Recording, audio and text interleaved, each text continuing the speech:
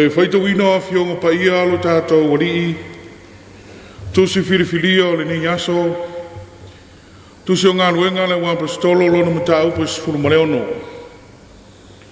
Ai mata le whaitau ma le whai pa sifuru maleono. E whaangata i le tolu sifuru maletas. Ngā luenga le wā pastolo lona matau pa sifuru maleono. Ai mata le whaitau le whai pa sifuru maleono. E whaangata i le tolu sifuru maletas. Ka whonga o le au whaita wina. O awhionga pa ia lo tātou walii. O atu i mātou i le mea te talo ai. Ona whitai ia i lea ma i mātou le tasi au au na teine wa iai le itu wawalo. Wana maua o loe tele ma o na li i ana wano anga. O whemuli muri ai o ia i a paulo ma i mātou. Ma alanga ma whapeane. O au au na nei tangata le atua siri siri ese. La tau te tala i atu i a te outou le ala o le whao le tanga. U whapea ona whai ia i aso e tele. Na uati ngā paulo, ua whali watu, ma ua whai atu i le itu. O te whai atu i a te oe le suafo Jesu Keriso. Alu ia i whafo i a te ia. O na alu ai lea o ia i whafo i lea lava i tu aso. Wa iloa fo i o na li i wa alu ese le wha moe moe maua ai a lātou o loa. O na pupu e ai lea i lātou i a Paulo Masila. Ma whetoso i a te i la ua i le malai i luma o li. O tai fo i a te i la ua i wha masino o whape atu. O mātua wha so e sā mai nei tangata i lo tātou nu. O tangata i utaia fo i la ua. O fola mai fo i la ua. O tū e sā o Natalia pe a whaia i tātou tangata Roma. Ua whioso wha i mai le motu o tangata i a te i la ua. Ua sa ei ese atu e wha masino la ua ofu. Ua whai atu fo i a sasa i a te i la ua i la au.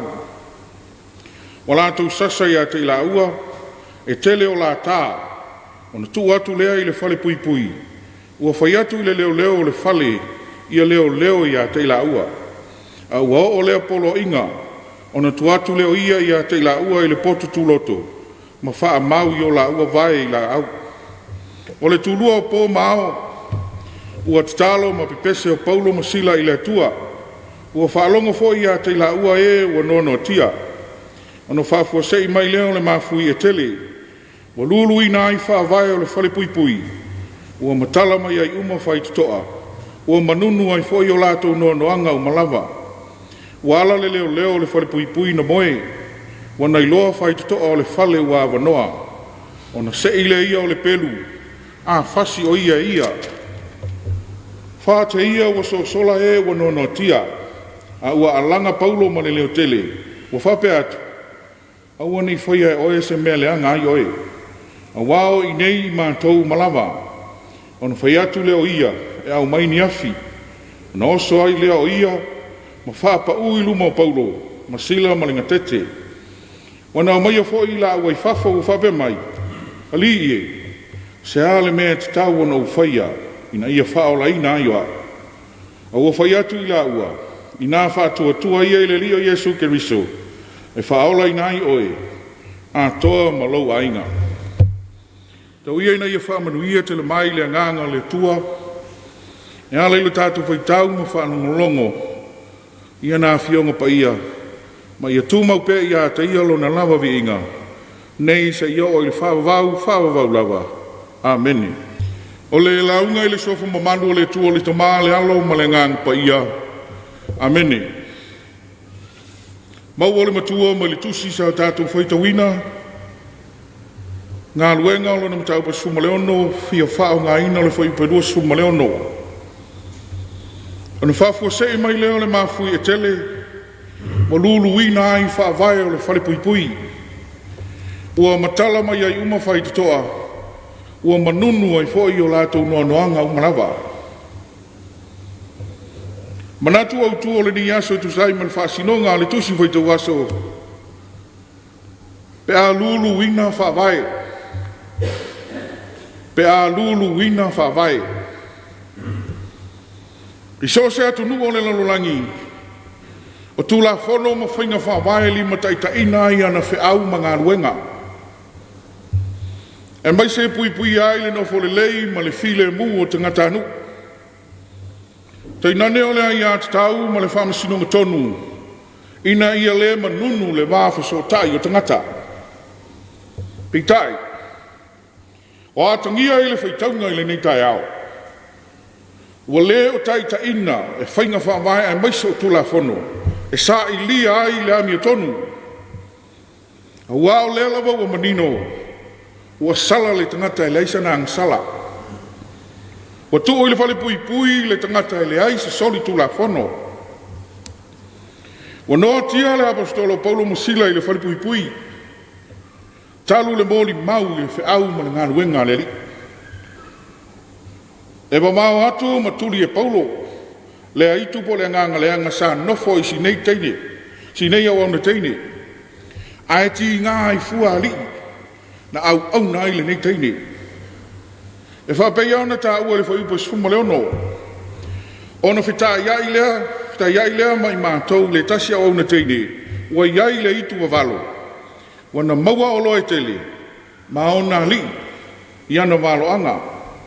O le vaenga momua, o le nei au na teine, o lai ulu fia le nganga leanga, mai o lo ia whaia walo anga whatau laitu.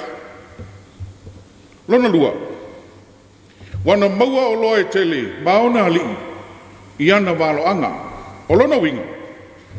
O le ngā luenga lea le nei au na teine o lo maua i ana o loa malona tamau ainga. O le ngata i a te ia, ai ua whaapea fo i a li, o lo au na i le nei teine. O lo manino mai fo i le tusi o ngā luenga. Na whailoa i lo le nei teine ma le apostolo Paulo Masila, e le itoe mawhai au na toe ruese. A ua muli ia i la ua. E lea whapea mai le tala sa muli le nei teine i aso e tele maalanga. O au na nei tangata le atua sirisiri ese.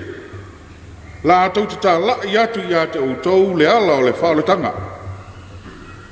Le ala ti ngā lea o le apostolo. Ma whai atu i le itu. Au te whai atu i ate o e li swafo i Jesu Keriso. Alu ia i whafo i ate ia. O le mea ao na i loa. O la e sila fia e Paulo le alanga tau wha o le ale itu. La e nofo i to tonu o si nei teine. O lana muli fo i le apostolo. E nā ona whe muli ai wha le ilonga. Ai o lo o pule ai le itu i lo naola. E le mawhai o na ofa tasi le vi inga e alanga mai i lau mutu. Ma se o langa o lo pule ai ni anganga leanga. Le ala tuli e sele Paulo le itu. O lo mau ma nofo i si nei teine. A ia tau mawhai e whaasa o loto ma te tala i a te ia. A wasiri lama na ti ngā o ali. Ali ia sa au na i aile nei au na teine. Wa mali vai pa sumaliwa. Wa i loa fo i o na ali i walu e sele wha moe. E mau ai a lato o loa. O na pupu e ailea i lato i a Paulo Masila. Ma fetoso i a te la aua i le malai luma o ali. Le alawa e manino le mea moni. O loo wha ngāi nei ali le olo si nei teine. E sa ili ai a lato o loa ma le tamau ainga. Ma tau tia whai ngā pisinisi a nei ali. Le wha ngāo le olo le isi tangata e sa ili ai le tamau ainga. O sili le nau i le oa. Nā i lo le wha sa o loto le olo si nei teine. O pū lea e le anganga le anga. Ai lava o winga ia o li ima tangata. Tangata o lo nono tia ma sai tia i mea o le lalolangi. Nā la tupu lea o lo lato whano noa. Wa lato tua ia pepelo fo i Paulo Masila e winga i le langa luenga sa whai le nei teine. A wā o lea walulu wina le apostolo lea la fua sa masani ai o lato wolanga. Whafafonga fo ia lato fuafuanga matua inga sei. Ua matua whasa sa. Mai nei tangata i lo tātou nu. O tangata i utaia fo i la ua. Wa fola mai fo i la ua. O tū e sa o na talia. Pe a whaia i tātou tangata Roma. A le mea moni. Ua matua o Sofia malulu ina e Paulo le whaavai o mea o le lalolangi. Sa masani o na fia ai nei tangata. Na ona lea toi maua o le oa, Isi ala tu fasi pisi nisi fa sanga mai loa ave le anga ina le tala inga ma le ngaluenga. Le ngaluenga o le fi ta iai le apostolo ai maise o le tala le lei a Yesu Keriso. I oe o le tu fo i manga Roma. E le talia se tala inga e fa tau i se tangata na oti ai toi tu. Ai sili ai ona matu iao se tala inga e fai se tangata nu ese peio iutaia. E fai si ma walunga o se whaasalanga e whaao i se tangata e leo ni seti seni i Roma. O lona tau nunga lama, o le oti. Ui lava laina o sawa aina matua ina fua Paulo Masila. E ui fua ina lulu ina lo na ua whaatua tua ma ua tu i le wharipui. Peitai. Le ai manino le tusi. E atangia le whai upo e lua suma le lima. O le tulua o po maao na tatalo ai ma pepese Paulo. Masila i le atua, ua whaalongo fo ia te la ua e ua nonotia. Ioe o tangata o le li, pe lulu wina, pe lu ita wina le whaatua tua, e le atua tu vale ai. Ai maua pe le file mu. A se wa ainga matau tia ma winga ese, le ana matua i loa manino e Paulo Masila.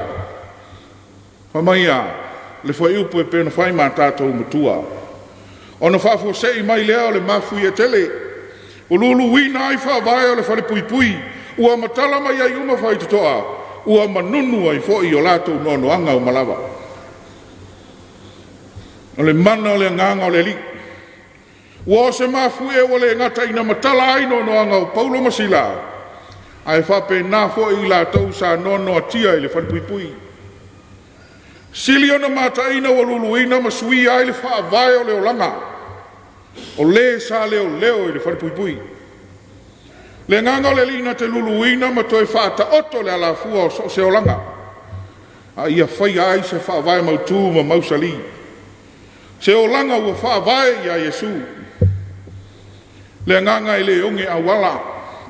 Aina te tala le whai tutoa o awanoa. Pe a whai ua puni tia ma noa tia i popo ngā. Ma whai ngata o le tangata whaatuatua. Ioe le atunu pele sa moa le ni tai au. Manatu voi o le au leo le tala le lei mo i tātou. Le asa me au ina tātou whai. Pe a lulu ina whaavai o leo langa.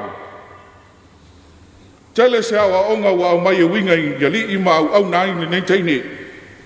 A wawa matua lulu ina le apostolo i lana whe au ma le suafo Yesu Keriso.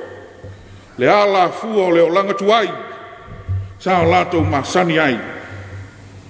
Lulu ina le whaavai ma leo langa tuai sa fia fia ai. Ai sei whailo atu ma whaata oto le ala fua fau. I leo langa ma ngā luenga e te tau o na olai. Ia avea ni tangata fau, ua whaavai ma le whamaoni leo langa. I le li imanu ma lo ke riso Yesu. E whaapea fo i le teine, na ulu fia ele aitu. Ma ua sai tia i le nganga leanga. Sai tia i le tuina nau. I le oma le tamau ainga sa masani ai. E leo whamawina i le tala sa mea nao o iali nei teine. Ai le tau mata i lava sona fia i le whawai fau. O maina whata oto e Paulo mo ia. Ai mai se ua matala o na noanoanga i le angsala. Ua lewa o na nofo polonga ai.